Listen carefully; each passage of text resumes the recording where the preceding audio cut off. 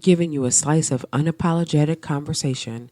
It's Straight to Tape Extra on YouTube. And we've talked about this. We talked about this many times. Okay. You've been DJing for how many years now? 28. And one thing that you've always mentioned that you've never had a normal 9 to 5 once you decided that you wanted to DJ. I haven't punched the clock since July 12, 1997. Wow. The second time I got fired from the same job in the same summer. Whoa.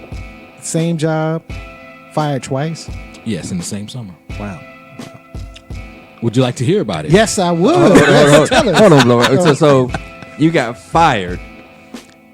They hired you back. And you got fired again. See, what had happened was In the same summer. in the same summer of 1997. Not on your day off, I hope. Well,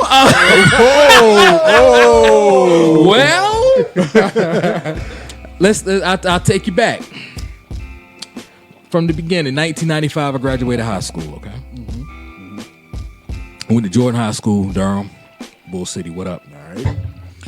And I got hired at Willie's Records. Y'all remember Willie's? Yeah, Willie's Records and Tapes. Classic. Yep. Yeah, that one, but Durham. Let's stick to Durham. Yeah, I worked for Willie's Records for 2.5 years. You know what I'm saying? It was all good, whoop-de-woo. Okay. Summer of 97 come. I was warned about this, but I was young, I didn't listen. Once you take that manager spot, everything changes. Yes, it does. Okay. Yes, it Okay. does. I was making $5.50 an hour before the managerial thing, and we mind you, we talking 95, so that was all right. You know what I'm saying? Yeah. But once I decided to become a manager, dig this here. This is slavery, but I didn't know at the time. I was grossing $350 a week. For 50 hours. We had to do mandatory 50 hours. Wow. For $350 a week before taxes. After taxes, we bring home approximately $251.79. I still have check stubs. Wow. 1997, this is when, Okay, the first time I got fired, my sister graduated from Dudley Hair School on a Sunday. Now, one of the rules of being a manager at Willie's at the time was, of course, we had to do 50 hours a week. One day a week, we had to do an open to close, and we had to work every other weekend. This happened to be my weekend off. Okay, Friday. This happened to be my weekend off. For whatever reason, the store did not open on that Sunday. I was at my sister's graduation. Now, it's up to the district manager. I'm not going to say his name. God bless him. He's no longer living. He was supposed to make sure all the stores in his district are open and operating. But this particular day, the store did not open. So, following Monday, I go to work. And we are getting chewed out. And I'm like, I was off. Don't you see the schedule here? I was off. So why y'all coming at me? My other manager had requested that time off too. But it's like, you already know. I just did my last weekend. So I was supposed to have been off this weekend. So whatever you put in time for, that ain't got nothing to do with me. But the district manager tried to cover his ass. So the owner was like, fire both of them. Wow. Yes, Willie's.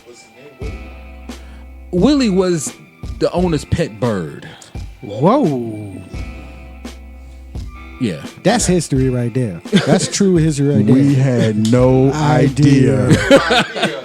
Wow. Willie was the owner. The owner name was Lou. Pet bird. Parrot. Wow. A talking parrot. Wow. Polly want a cracker. Yeah. Yeah. Fat at that. All the owners will. Bro, I could tell you some stuff off this pot. Oh my God. We won't talk about that, right? So me being 20 years old at the time, and I'm thinking about that money. I'm like, yo, I need that paper. You know what I'm saying? So I called the owner. I pleaded my case, and I actually won. So he hired me back the following Wednesday. Okay? So he brings down this guy from Virginia to help run the store with me. But I believe he was brought in as a spy to watch me. Mm-hmm. So, business as usual. This dude taking money from the petty cash and doing God knows what, jagging off on the damn toilet and all kind of shit. Yeah, my one of my cashiers she pulled me to the side like, this dude jacked off on the damn door. Give me some money for some damn Lysol and disinfectants and all. Wow. I'm like, you gotta be kidding me. But I mean, hey, if you need it, you need it. But okay, so a month went by, and what the owner used to do sometimes, he used to make these surprise visits just to see how his stores are running. He came on a Tuesday. I'll never forget this. He came in on a Tuesday, shook everybody's hand. But the next day, there was this meeting amongst all the managers, and I wasn't informed about it. So they had a managerial meeting without me. Okay? So I happened to be off that particular Wednesday. So that Thursday, when I come back to work, I see the assistant there. I said, what you doing here? He was like, we need to talk. I was like, what we need to talk about? They was like, well, we all had a meeting last night. I said, without me? You know what I'm saying? So I'm going in. I'm like, why wasn't I notified of this? You dig what I'm saying? So the meeting was about firing me again.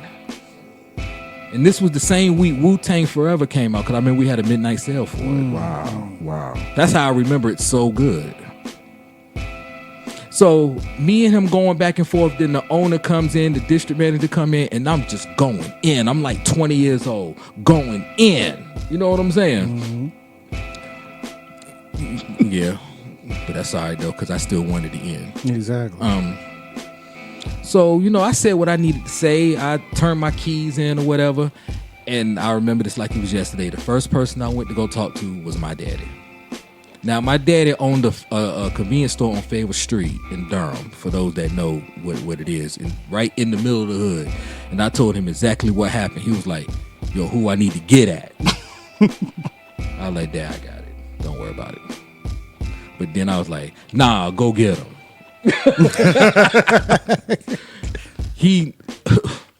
Boy, let me tell y'all something about my daddy, boy.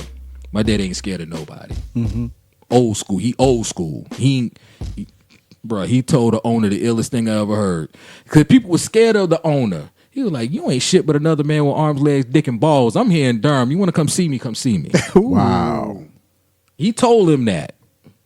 He ain't never come.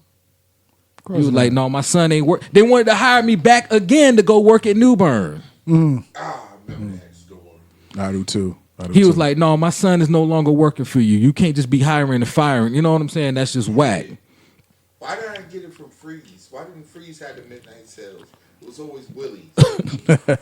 Man, it's a lot about Willie's you really don't want to know. Yeah, there's a lot about Freeze. Well, fucking album from them at the same time. What came out that year?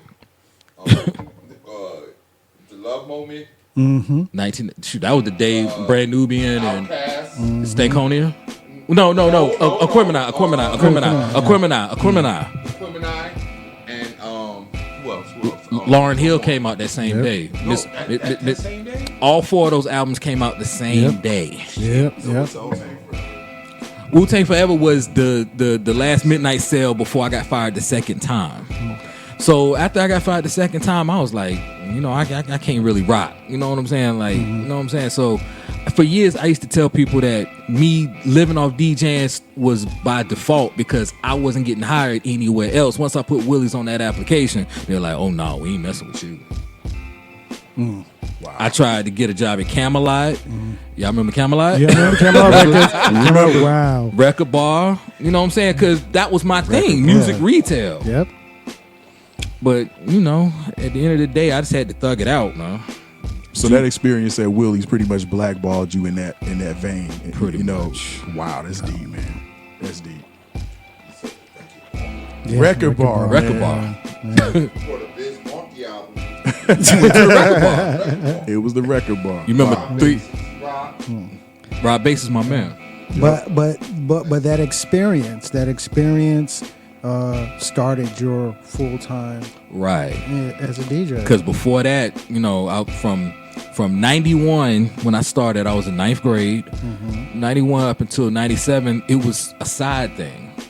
I would do parties here and there, this and that, and the third, but I never thought I could actually live off it. And even before the whole Willie's thing happened, my man Courtney C, Butta Team, he had pulled me to the side one time. We was at a party. He was like, dude, you just as dope as Kid Capri and all of them. You can live off this if you want to. They doing it. Why can't you? And I was going to ECPI at the time when he said it. Y'all remember ECPI, right? It's right across the street from Crabtree. I don't know what that building is now, but Want to catch the rest of this conversation? Check out the full Straight to Tape episode links in the description below. Like, share, and subscribe, of course. Also, follow us on Instagram, Twitter, and like our Facebook page, Straight to Tape.